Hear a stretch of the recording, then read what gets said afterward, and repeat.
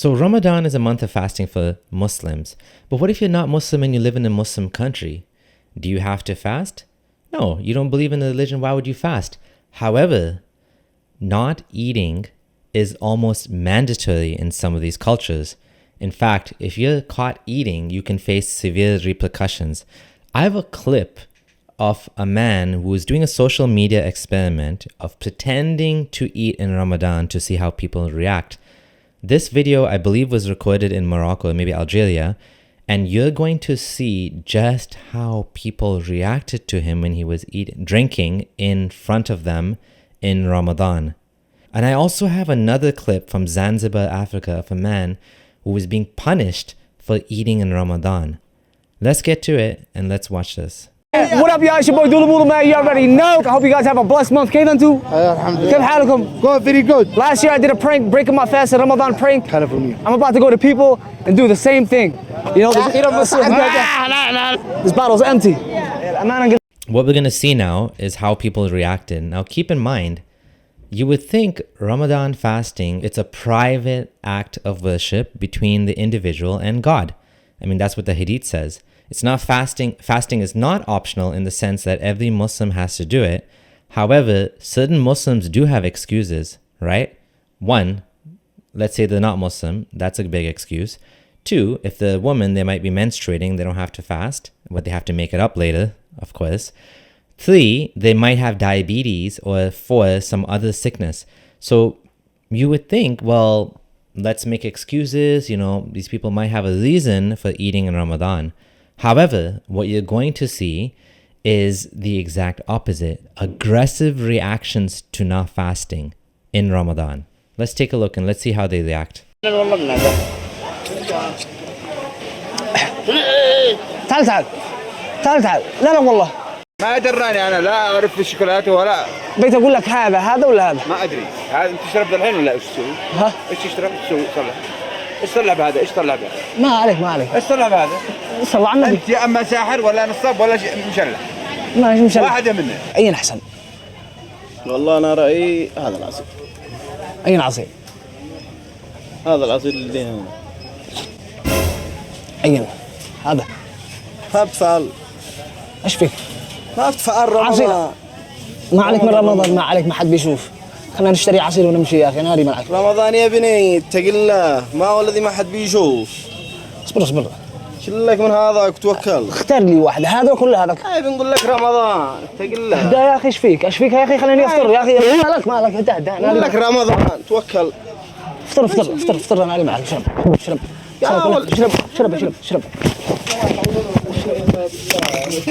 سامحني اسالك بالله سامحني. فاضي اصبر ناري معك. So you can see here that he's pretending to ask the guy, okay, show me what's on the shelf. What, like, is it this one or that one or something like that? Which one's better? And the guy got really mad and he's saying, have tawakkul, you know, like have fear of God and, you know, don't drink in Ramadan. Like this is the sort of aggressive reaction that you can receive if you're eating in front of people in a Muslim country. Now, question is, why would you eat in front of them? Maybe it's lunchtime and maybe it's time for you to eat, right? Maybe you're hungry. Maybe you have diabetes and you need to eat at a regular interval. In fact, why do you even need to justify why you need to eat?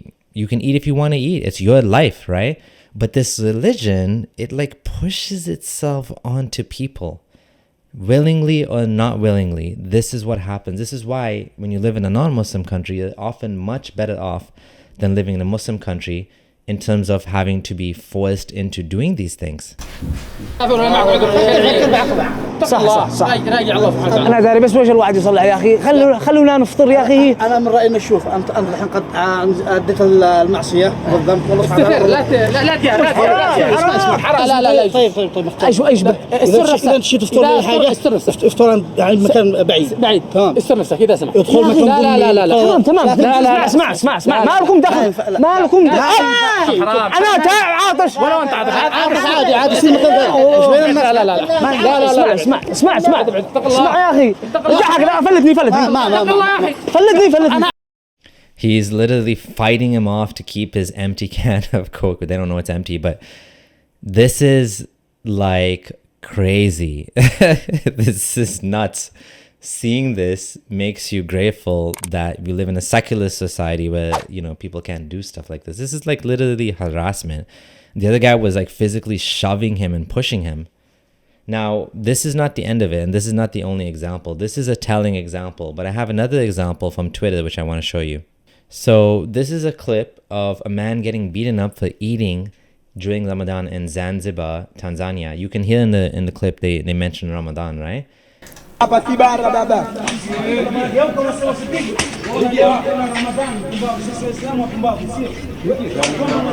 think that's enough to get the point of what's going on here, right? And according to Zara K, who has been there before, it wasn't like that before, right? So this is so strange to see this, right? It is kind of bizarre to see how things are devolving, right?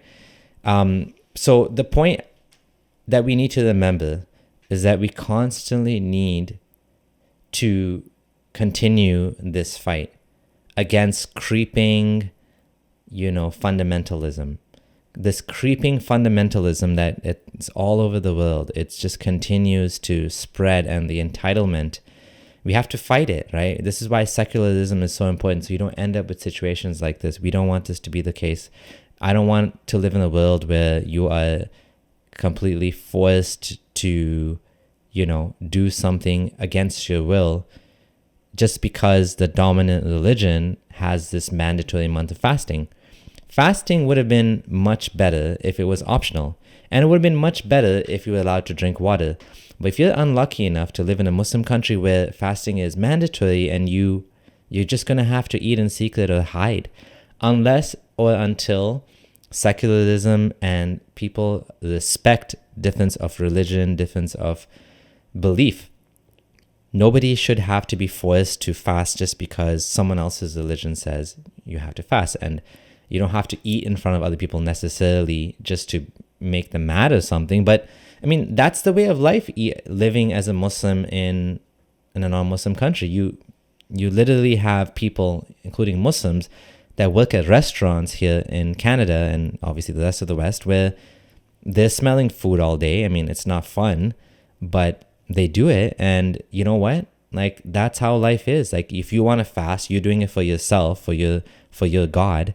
It shouldn't matter what other people do. But of course, in Islam, you have this teaching of like preventing evil with your hands, right? And so they see it as like an evil thing that these people are eating in Ramadan. They have to be stopped, right? In fact, I actually believed, I know there was one opinion that in Ramadan, you can't sell food even to non-Muslims, right? Or give food to a non-Muslim guest in Ramadan. Because the funny thing is, according to some opinions, like on Islam QA, the Salafi website, it's sinful to help people eat food even if they're not Muslim, because according to this view, Ramadan is obligatory on them too, which is hilarious. They're not even Muslim, but they're going to be punished for that, because the Quran says that the people of hell are asked why they were punished, and they say it's because we didn't fast and pray, not because we weren't Muslim, but they say that. So they're like, oh, that means they're supposed to fast and pray. But ironically, even if they fasted and prayed, it wouldn't be accepted because they're not Muslim.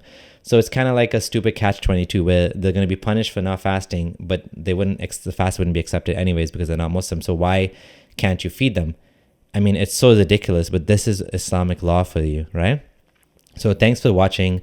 To my patrons, thank you so much. Because of you, I'm able to continue doing this and doing a lot more of this and continuing to invest in tools and resources to make this happen. Take care. This is your friendly ex-Muslim, Abdullah Samir, signing out.